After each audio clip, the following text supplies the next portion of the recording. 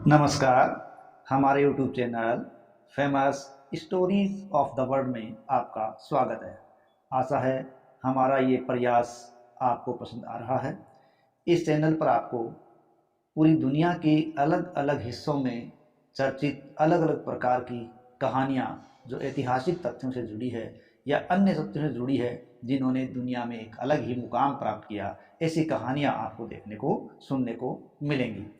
आज हम एक ऐसी वीरांगना की कहानी लेकर आए हैं जिनका इतिहास के पन्नों में स्वर्णिम अक्षरों में नाम लिखा है, और वो नाम है चित्तौड़ की रानी पद्मिनी या पद्मावती।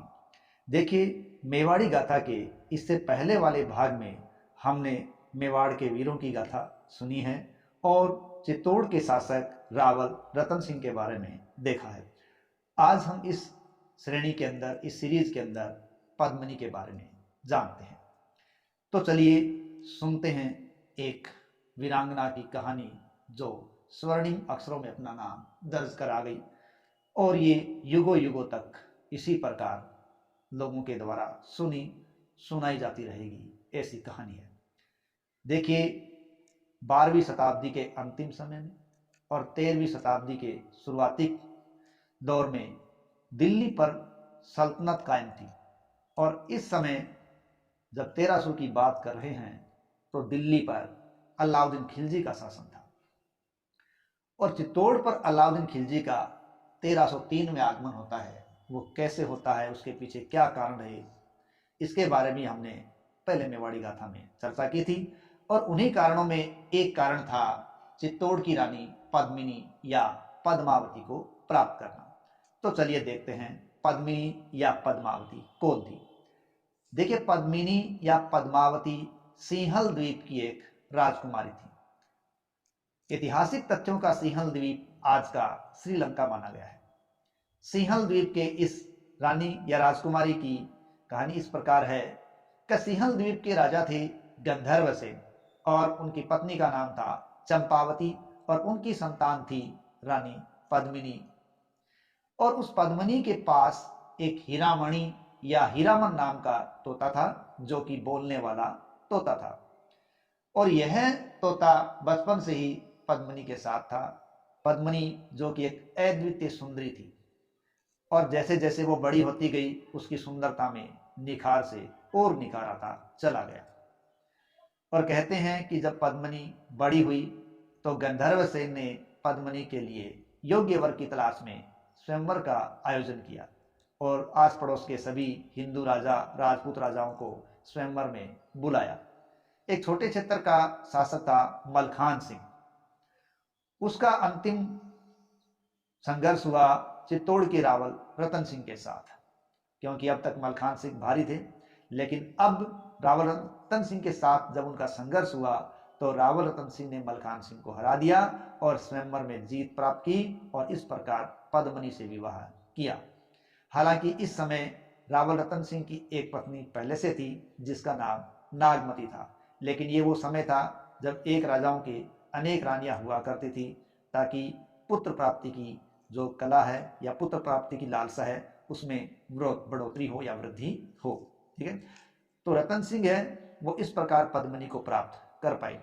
देखिए, पद्मिनी को प्राप्त करने के संदर्भ में अलग अलग ग्रंथों में अलग अलग प्रकार की कथाएं मौजूद हैं। हालांकि ऐसा भी आता है कि जो पद्मिनी के पास हीरामन तोता था वो एक दिन उड़ गया। उड़ता उड़ाता वो किसी बहेलिए के पास आया, और बहेलिए ने उसे आगे बेच दिया, और आगे उस तोते को किसने खरीद लिया? रावल रतन सिंह ने खरीद लिया। और उसी तोते ने रानी पद्मिनी के सुंदरता के बारे में पूरी जानकारी रतन सिंह को दी, और रतन सिंह उसकी सुंदरता का बखान सुनकर पद्मिनी को प्राप्त करने के लिए लालायित हो उठे, और वो चित्तौड़ से सिंहल द्वीप गए और वहां साधु का वेश बनाकर रहे, प्रसिद्धि प्राप्त की। और जब दोनों की मुलाकात हुई, यानी हीरामन तोते ने जब रानी को बताया कि रतन सिंह आपको प्राप्त करने के लिए यहाँ आए हैं, तो कहते हैं कि एक मंदिर में पद्मिनी उनको देखने गई। देखने ही दोनों एक दूसरे को पसंद कर लिया, और इस प्रकार कहते हैं गंदर शहर में दोनों की शादी करवा दी। और गोरा और बादल जो पद्मिनी के चाचा और भतीजा थे वो इसके साथ ही चित्तौड़ आ गए। इस प्रकार की कथा भी बताई जाती है, और स्वयंवर की यह कथा भी बताई जाती है। अलग अलग ग्रंथों में अलग अलग कथाएं हैं। खैर, जैसा भी है, रानी पद्मिनी शादी करके रतन सिंह के साथ चित्तौड़ आ गई और साथ में आगे गोरा और बादल, जिन्होंने बाद में पद्मिनी के अंगरक्षक के रूप में काम किया। देखिए रतन सिंह है वो कला के संरक्षक थे और उनके दरबार में अनेक कलाकार रहा करते थे और ऐसा ही एक कलाकार संगीतकार था राघव चेतन। हालांकि राघव चेतन कहने को तो दरबार में एक संगीतकार था, लेकिन वो साथ ही साथ एक तांत्रिक था। उसके पास इस प्रकार की तांत्रिक शक्तियां थी जिसके द्वारा वो दुश्मन को मार दिया करता था। एक दिन वो इसी प्रकार अपने इसी बुरे काम के लिए बुरी आत्माओं को बुलाने का कार्यक्रम कर रहा था या तंत्र मंत्र कर रहा था और ऐसी स्थिति के अंदर उसे रंगे हाथों पकड़ लिया गया। और जब रावल रतन सिंह को उसके बारे में यह जानकारी मिली तो उसे कहते हैं कि उसका मुंह काला किया गया और गधे पर बिठाकर उसको क्षेत्र से निकाल दिया गया। इस प्रकार राघव चेतन को बहुत ज्यादा अपमानित करके वहां से निकाला गया। अब अपमानित राघव चेतन है वो अपने इस अपमान का बदला लेना चाहता था। हम जानते हैं कि उस समय दिल्ली पर अलाउद्दीन खिलजी का शासन था, तो अब वो राघव चेतन दिल्ली की ओर चल पड़ा और दिल्ली के पास जाकर एक जंगल में रुक गया। उसे पता चला कि ये वो जंगल है जहां खिलजी अक्सर शिकार के लिए आते रहते हैं।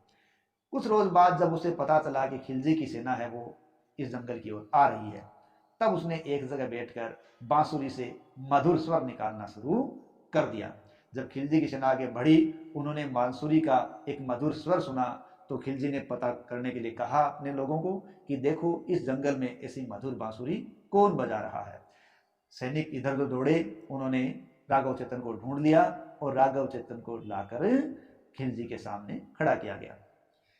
खिलजी है उसने कहा कि तुम बहुत अच्छी बांसुरी बजाते हो, मेरे दरबार में आओ। लेकिन राघव चेतन ने कहा आपके दरबार में बड़े बड़े कलाकार हैं, संगीतकार हैं, आपको मेरे जैसे आदमी को बुलाने से क्या फायदा नहीं है। खिलजी उनकी इस बात को नहीं समझा और उसने पूछा कि कुछ बताना चाहते हो तो सच सच साफ साफ बताओ। तब राघव चेतन ने अलाउद्दीन खिलजी को चित्तौड़ की रानी पद्मिनी की एक अद्वितीय सुंदरता के बारे में बताया और इस प्रकार पद्मिनी की सुंदरता का बखान किया कि अलाउद्दीन खिलजी के मन में उसको प्राप्त करने की लालसा जाग पड़ी। इस प्रकार पद्मिनी के बारे में सुना और अलाउद्दीन खिलजी उसको प्राप्त करने के लिए लालायित हो उठा और राघव चेतन को अपने पास रख लिया।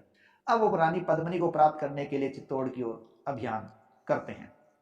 अब खिलजी जब चित्तौड़ किले को देखते हैं तो उसे भारी भरकम किले को देखकर वो चकरा जाते हैं और वो किला एक भारी भरकम रक्षण में था, तो इस प्रकार की रक्षाबंदी को तोड़ना आसान काम नहीं था।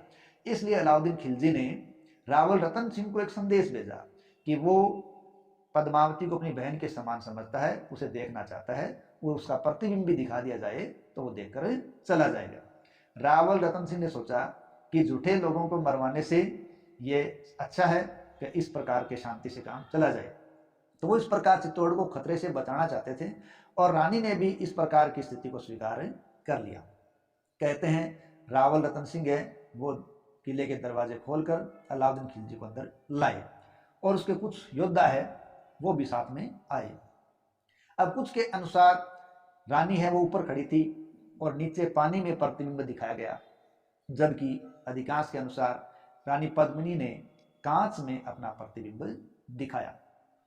अब चुनिंदा योद्धाओं के साथ अंदर आए हुए खिलजी ने जब कांच में पद्मिनी का चेहरा देखा तो उसको प्राप्त करने की इच्छा और भी बढ़ गई और जब रतन सिंह खिलजी को छोड़ने के लिए दरवाजे की तरफ बढ़ रहे थे तो दरवाजे पर आने पर अचानक से खिलजी ने धोखा किया और रतन सिंह को बंदी बनाकर ले गया। अब उसने मांग की कि पद्मिनी आएगी तो ही रतन सिंह को छोड़ा जाएगा।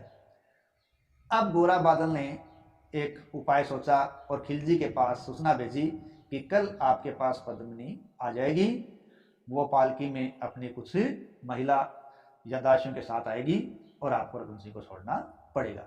अगले दिन गोरा और बादल कहते हैं कि 150 पालकियों को तैयार करते हैं और योद्धा पुरुषों को तैयार करके महिलाओं का वेश बना करके वो वहां पहुंचते हैं। हालांकि जब पहुंचते हैं तो खिलजी की सेना ये सोचती है कि पद्मिनी आई होगी और रावल रतन सिंह भी ये सोचकर अपमानित महसूस कर रहे होते हैं कि देखो मेरे लिए पद्मिनी को इस खिलजी के पास आना पड़ा होगा। लेकिन पालकियों के अंदर तो गोरा बादल पहले से ही सुरक्षित और मजबूत सेनापतियों को या सेना को लेकर आए थे और उन्होंने वहां अलाउद्दीन खिलजी के शिविर के पास वहां पहुंचकर मारकाट मचा दी जहां की रतन सिंह बंदी थे। अब उन्होंने मारकाट मचाई, संघर्ष किया और बादल है वो रतन सिंह को छुड़ाकर वहां से भागने में कामयाब हो गए और गोरा है वो वहीं अन्य सैनिकों के साथ उनसे संघर्ष करते हुए मारे गए। इस प्रकार कहते हैं कि बादल रतन सिंह को लेकर किले तक पहुंच गया। अब खिलजी इस बात से बहुत गुस्सा हो गया, बहुत ज्यादा नाराज हो गया। उसने चित्तौड़ पर आक्रमण किया और चित्तौड़ का घेरा डाल दिया।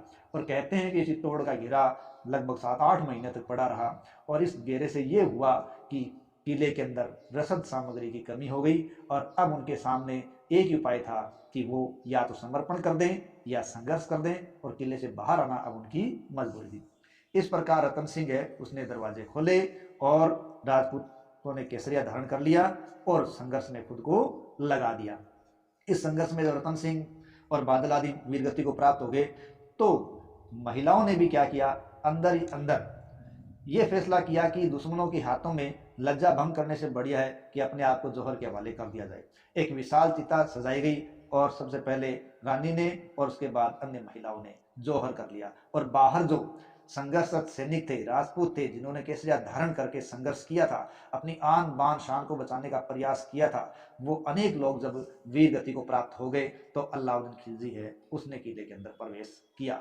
लेकिन जब किले के अंदर अलाउद्दीन खिलजी और उसकी सेना ने प्रवेश किया तो सिवाय वहां राख और हड्डियों के उसे कुछ भी नहीं मिला। इस प्रकार चित्तौड़ है वो एक इस प्रकार की कहानी छोड़ गया जो युगों युगों तक गाई जाएगी। इस प्रकार की ये पद्मनी थी जिसने अपने आप को लज्जा से अमर्यादित होने से बचाया और जौहर के हवाले कर दिया।